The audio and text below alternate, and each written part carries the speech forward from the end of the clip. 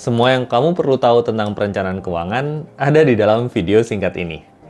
Berdasarkan catatan OJK, literasi keuangan masyarakat Indonesia hanya 49,68% di tahun 2022. Dari semua masyarakat, hanya 12,6% yang punya perencanaan keuangan, dan menurut survei dari LifePel di tahun 2017, ada 90,7% orang Indonesia nggak punya dana darurat. Nah, dari data-data tadi, kamu bisa tahu seberapa penting perencanaan keuangan untuk kita masyarakat Indonesia. Dan di video yang pendek ini, saya akan coba jelaskan secara singkat dan sederhana apa sih yang dimaksud dengan perencanaan keuangan atau financial planning itu. Buat saya, perencanaan keuangan itu dibagi menjadi 3 hal penting. Yang pertama, career and income management. Karir di sini bukan cuma buat kamu yang kerja kantoran, tapi berlaku untuk semua orang.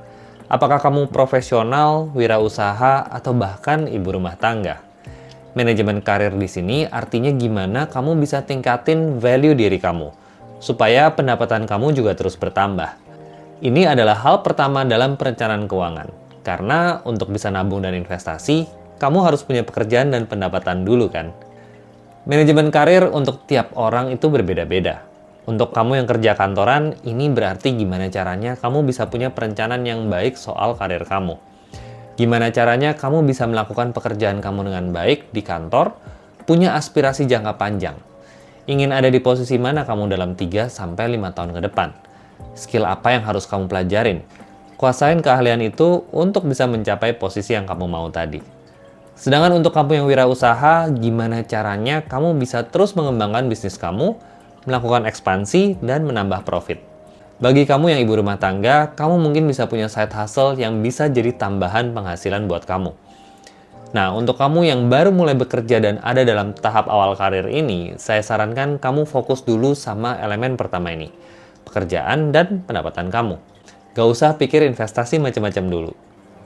Setelah kamu punya pekerjaan dan pendapatan yang harus terus kamu kembangkan, elemen kedua adalah cost management. Karena percuma kalau kamu punya gaji gede, tapi nggak bisa kelola pengeluaran dan gaya hidup kamu.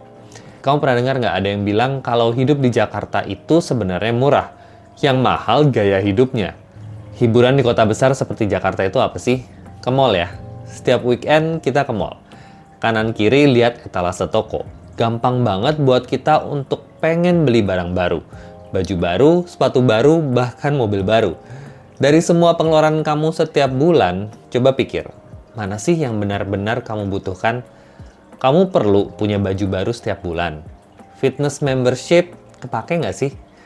Makan di food court tiap hari, apa nggak lebih hemat bawa makanan dari rumah?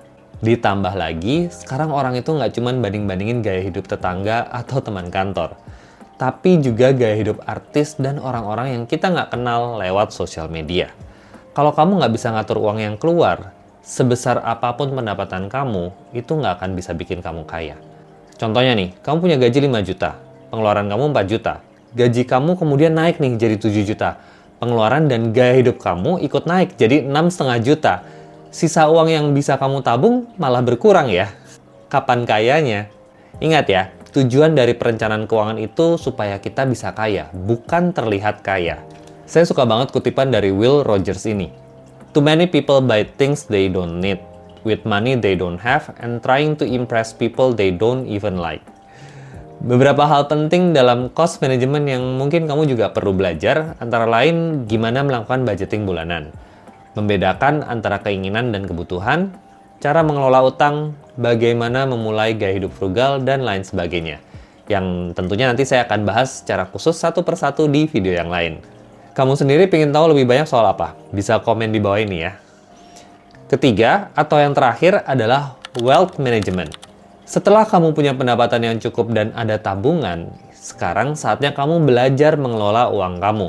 Nah, di sini kamu akan belajar dari yang paling sederhana dulu, yaitu mengumpulkan dana darurat. Kemudian baru belajar beberapa instrumen investasi seperti reksadana, obligasi, asuransi, kemudian belajar diversifikasi portfolio, mengumpulkan dana pensiun, hingga perencanaan waris. Tujuan pengelolaan kekayaan atau wealth management di sini adalah supaya uang yang kamu kumpulkan nilainya nggak tergerus inflasi. Bisa terus bertambah, masa pensiun kita terjaga, Orang-orang yang kita sayang juga terjaga, kita punya keterangan pikiran, dan bisa pensiun bahagia. Secara kesimpulan, perencanaan keuangan terdiri dari 3 elemen penting: career management, cost management, dan wealth management. Di awal karir, kamu harus fokus dulu ke pengembangan karir dan pengembangan value diri kamu supaya kamu bisa terus tingkatin pendapatan kamu. Setelah kamu punya uang, kamu jaga supaya uang yang masuk tadi bisa dikontrol dan tidak terbuang sia-sia untuk hal yang nggak penting. Dan supaya kamu bisa nabung lebih banyak lagi tentunya. Hasilnya adalah kamu nanti akan punya banyak simpanan uang yang akan kamu kelola dan investasikan supaya tumbuh dan berkembang. Sederhana dan mudah kan? Nah, supaya kamu nggak ketinggalan video lainnya seputar financial wisdom dan financial planning, kamu bisa like, subscribe, dan nyalakan loncengnya supaya kamu nggak ketinggalan video lain dari saya. Sampai jumpa di video selanjutnya.